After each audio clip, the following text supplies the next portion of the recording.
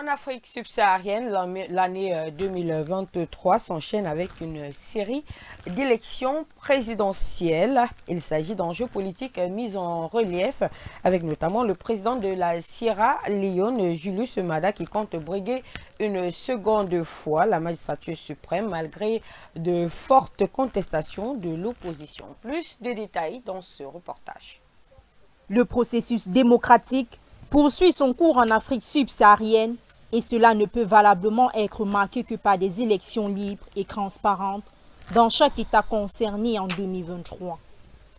Les enjeux sont énormes et les populations respectives savent le choix qu'elle a opéré en temps opportun. En Afrique de l'Ouest, le Nigeria fera partie des premières d'entre toutes ces nations à aller aux urnes, notamment en février prochain. Le parti au pouvoir est donc désormais fixé sur son candidat, de même pour son principal parti de l'opposition, le People démocratique. En Sierra Leone, le scrutin présidentiel se tiendra le 24 juin 2023, à la même période du second tour des élections à l'Assemblée nationale.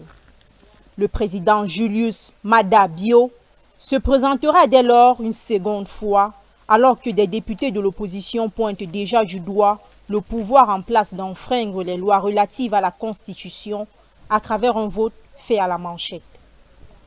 Quant au Libéria, pays actuellement dirigé par George Oponui, ancien ballon d'or européen, celui-ci a du mal à se maintenir pour sa session d'octobre 2023. Ainsi, le ministre des Finances avait alloué des moyens pour entamer l'enregistrement des électeurs pour mars prochain. Une coalition de l'opposition, le Collaborative Political Party, avec en lice Alexander Cumming, organise régulièrement des manifestations contre le parti au pouvoir. Pour ce qui est de l'Afrique centrale, les électeurs seront farouchement discutés en République démocratique du Congo décembre prochain.